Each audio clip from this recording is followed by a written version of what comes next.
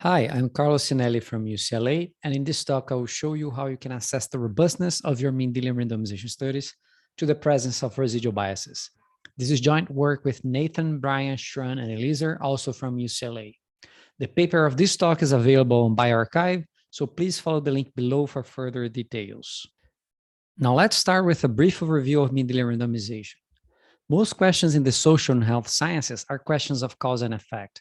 For instance, what are the effects of obesity on health and social outcomes? For such types of questions, however, randomized controlled trials are often infeasible or unethical, and observational studies are likely to be biased due to a measure confounding. So that's where Mendelian randomization comes in. The idea of Mendelian randomization is to exploit generic variance Z as instrumental variables to investigate the causal effect of an exposure trait D on an outcome trait Y. However, the validity of the Mendelian randomization study depends on its own set of demanding assumptions. More specifically, our genetic instrument Z must not be itself confounded with the outcome trait Y, and our genetic instrument Z must affect the outcome trait Y only through its effect on the exposure trait D. In practice, however, these MR conditions may be violated in several ways, such as population structure, batch effects, and horizontal pleiotropy. And the prevailing method to mitigate such concerns consists of adjusting for a set of control variables X in order to render Z a valid genetic instrument. This set X usually includes genomic principal components, genomic batch indicators, and putative pleiotropic pathways. So let's see how traditional MR is done in practice with a real example. Previous studies used Mendelian randomization on the UK Biobank dataset to assess the causal effect of BMI, body mass index, on several social and health outcomes. In particular, these studies found a statistically significant effect of BMI on diastolic blood pressure, which I'm calling here DBP, and on Townsend deprivation index, a measure of socioeconomic status, which I'm calling here just deprivation. In this example, our genetic instrument Z is a polygenic risk score derived from 97 SNPs found to be associated with BMI in previous GWAS studies.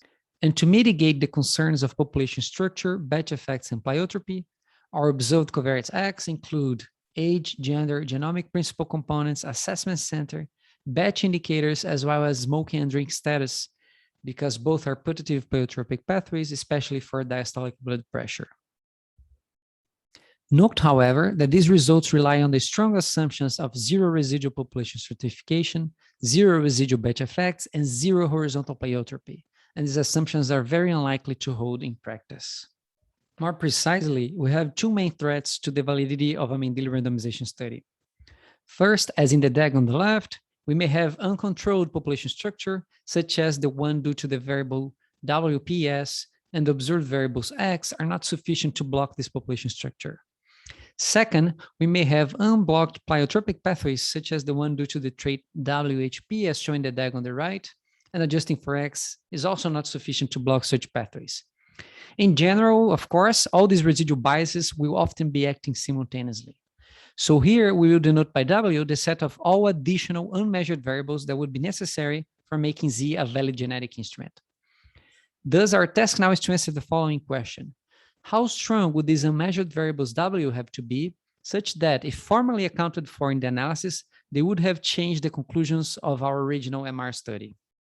To give a precise answer to this question, we need to understand a little bit more of how MR estimation works. Recall that the MR estimate is simply given by the ratio of two OLS regression coefficients, namely the genetic association with the outcome and the genetic association with the exposure. Now note that, first, this ratio will be zero if and only if the numerator is zero. And second, this ratio can be made arbitrarily large if the denominator can be brought arbitrarily close to zero. And this same reasoning applies for tests of statistical significance in the Anderson-Rubin or Fieler approach. Therefore, the sensitivity of the MR study boils down to the sensitivity of these two genetic associations. And why is that important?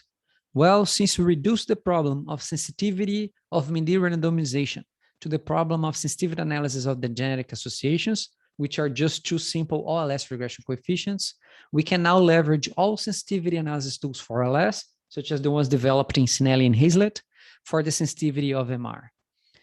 In particular, in this presentation, I will focus on one specific case, assessing the sensitivity of the null hypothesis of zero causal effect of the exposure trait on the outcome trait. And the main message here is that when we are interested in the hypothesis of zero effect, the sensitivity of the genetic association with the outcome is all that we need to do, because it is exactly the sensitivity of the MR estimate. So let's see the sensitivity tools in practice in our running example. How robust are the effects of BMI on both diastolic blood pressure and deprivation to possible residual biases? So this is our proposal for our minimal sensitivity analysis for routine reporting. We start with the usual traditional MR results. And now I'm only asking you to compute two extra simple quantities, the partial square and the robustness value. And these two quantities already tell us a lot about the sensitivity of our MR estimate. Starting with the partial square of the genetic association with the outcome, in an extreme scenario where unmeasured variables explained all remaining variation of the outcome, they would still need to explain at least 0.035% of the residual variation of the genetic instrument in order to fully eliminate the MR estimate. Now note that this number reduces to only 0.02% for the case of deprivation. But the partial square may be to an extreme scenario. So this leads us to the robustness value. The robustness value of 1.47% for diastolic blood pressure, for instance, tell us that if the genetic instrument explained 1.47% of, say, a pleiotropic trait, this trait will need to explain at least 1.47% of the residual variation of diastolic blood pressure to make the MR effect estimate statistically insignificant. And note that for deprivation, the robustness value reduces to 0.08%. So these metrics quantify how strong residual biases need to be in order to change the original conclusions of our MR analysis. But now comes the hard part of sensitivity analysis, the plausibility judgment. Are 1.47% or 0.08% good news or bad news? To aid experts in these judgments, we can bound the strength of unobserved variables with the same strength or a multiple of the strength of a group of covariates, such as observed principal components, observed batch effects, and observed putative pleiotropic pathways, such as alcohol and smoking. Now note that since the bounds for diastolic blood pressure are all below the robustness value of 1.47%, we conclude that the effect of BMI on diastolic blood pressure is robust to biases at least as strong as observed biases. In contrast, the opposite holds for the effect of BMI on deprivation. Since all bounds are above the RV of 0.08%, these results showed that this effect is fragile to any residual biases with such strength. As we can see, this minimal sensitivity already tells us a lot about the robustness of our MR study, but we can further refine our analysis with visual tools, as I will show you now. In this plot, we have a sensitivity contour of the t-value for testing the null hypothesis of zero effect of BMI on diastolic blood pressure. In the x-axis, we have how strongly the unobserved variables are associated with the genetic instrument, and in the y-axis, we have how strongly the unobserved variables are associated with our outcome trait, diastolic blood pressure. These two axes are measured in terms of partial square, indicating the percentage of unexplained variance of the genetic instrument and of the outcome trait that these unmeasured variables explain.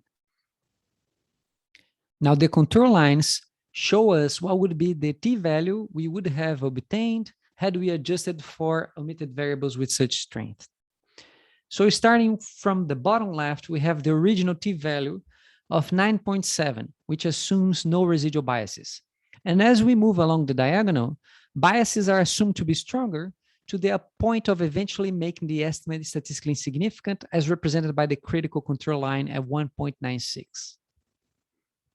The red diamonds indicate the maximum strength on observed variables if they were 14 times as strong as observed principal components, 7 times as strong as alcohol and smoking, and 6 times as strong as observed batch effects, in explaining both variation of the genetic instrument and variation of diastolic blood pressure. And we also have a bound here of an unobserved confounder as strong as all these observed variables acting together. As we can see, such residual biases would not be strong enough to overturn the results for diastolic blood pressure. We can now make the same sensitivity contour plot for the effect of BMI on deprivation. In contrast with the previous results, we see that this effect is not robust to residual biases, even a fraction as strong as the observed biases. So to conclude, most Mendelian randomization studies will be imperfect in some way or another, such as having residual population structure, batch effects, or horizontal pleiotropy. But what matters is not whether certain assumptions hold exactly, but the extent to which certain conclusions are robust to plausible violations of these assumptions. And assessing the sensitivity of an MR estimate is easy. In particular, for the zero-null hypothesis, as we have seen here, the sensitivity of Mendelian randomization reduces to the sensitivity of the genetic association with the outcome. We can thus leverage all recent sensitivity analysis tools for RLS to Mendelian randomization. We also saw that the partial square and the robustness value can be used to easily communicate the minimum strength of residual biases to invalidate the results of a Mendelian randomization study.